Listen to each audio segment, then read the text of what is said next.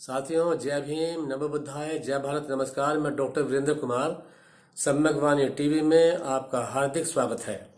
आज हमारी चर्चा का विषय है कि तथागत बुद्ध और उनके धम्म ने शूद्रों और स्त्रियों की बुरी स्थिति को किस प्रकार सुधारा, अर्थात शूद्रों और स्त्रियों की बुरी स्थिति में किस प्रकार परिवर्तन किया।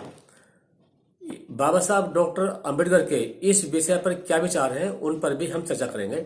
तो इस विषय पर चर्चा करने के लिए मैं आपका ध्यान आकर्षित करना चाहता हूं बाबा साहब डॉक्टर अंबेडकर के एक लेख की ओर, जिसका शीर्षक है ब्राह्मणवाद की विजय। यह लेख वॉल्यूम 7 में छपा है, जो वॉल्यूम्स भारत सरकार ने बाबा साहब डॉक्टर अंबेडकर की राइटिंग्स एंड स्पीचेस के प्रकाशित किए हैं। बाबा साहब डॉक्टर अंबेडकर इस लेख में लिखते हैं कि जब वर्ण व्यवस्था में ब्राह्मणों का स्थान सर्वोच्च हो गया था, तो शूद्रों और स्त्रियों का स्थान समाज में बहुत नीचे हो गया था। इस दुख, संकट और पतन की स्थिति में शूद्रों और स्त्रियों को सहारा देने वाले यदि कोई थे, तो वो थे तथागत बुद्ध और तथागत बुद्ध का धम्म। ब्राह्मणों की वर्ण व्यवस्था ने किस प्रकार शूद्रों और स्त्रियों का पतन करने का प्रयास किया, बाबा साहब डॉक्टर अंबेडकर अपने इस लेख में लिखते हैं। बाबा साहब डॉक्टर अंबेडकर लिखते हैं कि वैदिक शासन में शूद्र समाज में सर्वोच्च स्थान प्राप्त नहीं कर सकता था। शूद्र राजा नहीं बन सकता था। शूद्र संपत्ति नहीं अर्जित कर सकता था। शूद्र विद्या प्राप्त नहीं कर सकता था।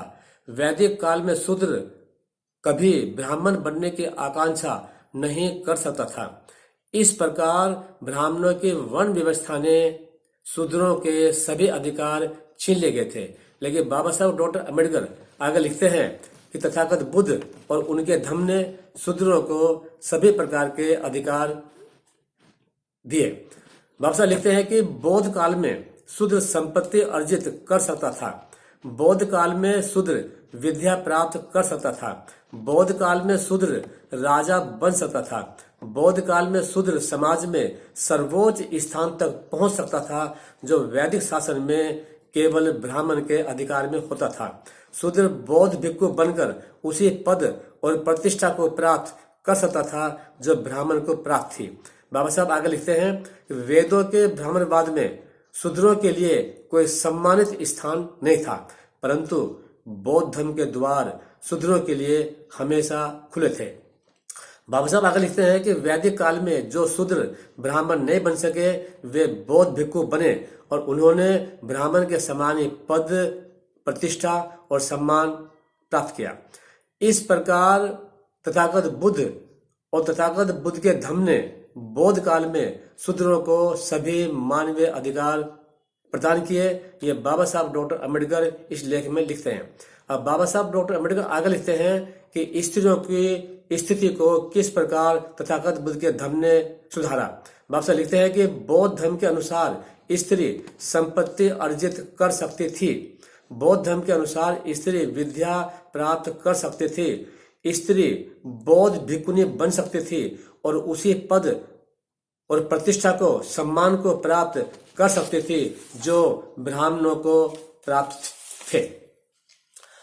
अब इस प्रकार बाबा साहब डॉक्टर अंबेडकर अपने इस लेख में ये दिखाने का प्रयास करते हैं कि ब्राह्मणों की वर्ण व्यवस्था ने शूद्रों और स्त्रियों के सभी मानवीय अधिकार छीन लिए थे, लेकिन तथागत बुद्ध और उनके धम्म ने बौद्ध काल में सभी अधिकार शूद्रों और स्त्रियों को दे दिए थे। तथागत बुद्ध ने वर्ण व्यवस्था का जोरदार ढंग से विरोध और खंडन किया। वर्ण व्यवस्था का जोरदार विरोध और खंडन करने से संबंधित तथागत बुद्ध के उपदेश त्रिपिटक में कई जगह उपलब्ध हैं। उदाहरण के रूप में मैं यहाँ मध्यम निकाय के अष्टलायन सूत्र का उदाहरण आपको दे रहा हूँ। इस सूत्र के अनुसार अष्टलायन मानवक, मानवक का अर्थ होता है छात्र, स्टूडेंट। इस सूत्र के अनुसार अष्टलायन मानवक बहुत से ब्राह्मणों के साथ तथागत बुद्ध के पास आए और अष्टलायन मानवक ने तथागत बुद्ध से कहा कि हे गौतम, ब्राह्मण ऐसा कहते हैं कि ब्राह्मण ही श्रेष्ठ वर्ण है, दूसरे वर्ण छोटे हैं। ब्राह्मण ही शुद्ध होते हैं, दूसरे वर्णों के लोग शुद्ध नहीं होते हैं। ब्राह्मण ही ब्रह्मा के मुख से उत्पन्न हुए हैं, इसलिए ब्राह्मण ही श्रेष्ठ है। तथागत बुद्ध ने इसके विरोध में जो उत्तर दिया वह बहुत ही स्पष्ट और सत्य है। आप असलैन सूत्र में तथागत बुद्ध के उत्तर को पढ़ सकते हैं और जान सकते हैं कि वह पूर्ण रूप से सत्य और वैज्ञानिक है। मैं यहाँ अपने शब्दों में तथागत बुद्ध के उत्तर का अर्थ आपको बता रहा हूँ। तथागत बुद्ध ने स्पष्ट किया कि मुख से कोई उत्पन्न नहीं हो सकता है। यह झूठ, पाखंड और बेवकूफी के अलावा और कुछ नहीं है। सभी लोग एक ही तरह से उत्पन्न होते हैं।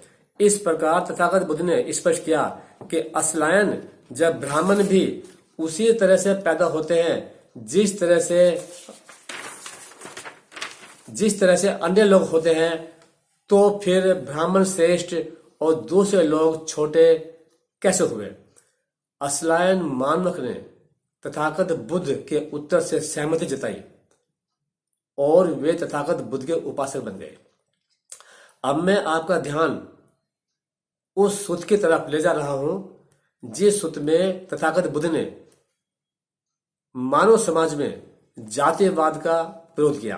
तथागत बुद्ध ने मध्यम निकाय के वास्यट सूत्र में स्पष्ट किया कि जातियां केवल कीटों, जानवरों और पक्षियों में होती है, मानव में कोई जाति भेद नहीं होता है। वास्यट सूत्र सूत्र निपात में भी उपलब्ध है। आप वास्यट सूत्र को मध्यम निकाय और सूत्र निपात दोनों में पढ़कर जाति के विषय में तथागत बुद्ध के जाति विरोधी उपदेशों को जान सकते हैं। इस प्रकार बाबा साहब डॉक्टर अम्बेडकर ने अपने इस लेख में यह दिखाया कि तथागत बुद्ध और बौद्ध धर्म ही था जिसने शूद्रों और स्त्रियों के पतन के समय जो पतन उनका ब्राह्मणों की वर्ण व्यवस्था ने किया था, उस वर्ण व्यवस्था के पतन से ऊपर उठाने का काम अगर किया तो तथागत बुद्ध और तथागत बुद्ध के धर्म ने किया। अब इस प्रकार शूद्रों और स्त्रियों की समाज में ऊंचा स्थान दिलाने में बौद्ध धर्म का बहुत बड़ा योगदान रहा।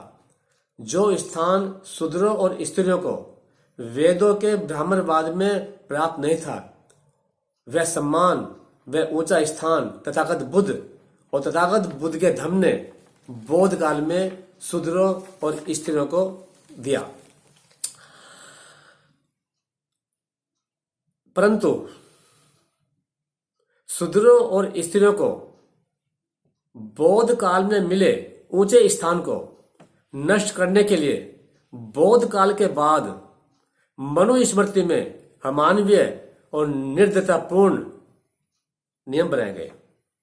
अर्थात बौद्ध काल में शूद्रों और स्त्रियों को जो ऊंचा स्थान दिया गया था, बौद्ध काल के बाद जब मनुस्मृति का समय आया तो मनुस्मृति में शूद्रों और स्त्रियों को बौद्ध काल में दिए गए अधिकारों से वंचित करने के लिए बहुत अमानवीय और निर्दयतापूर्ण नियम बनाए गए।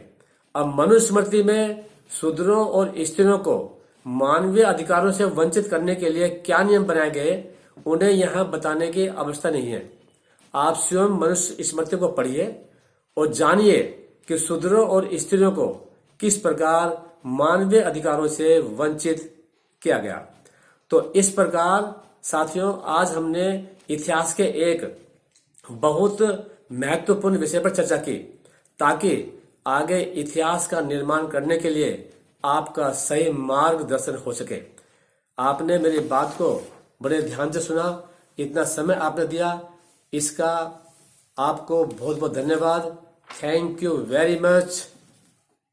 जय भीम, जय सावित्रीबाई फुले, जय ज्योतिबा फुले, जय भारत, नमस्कार।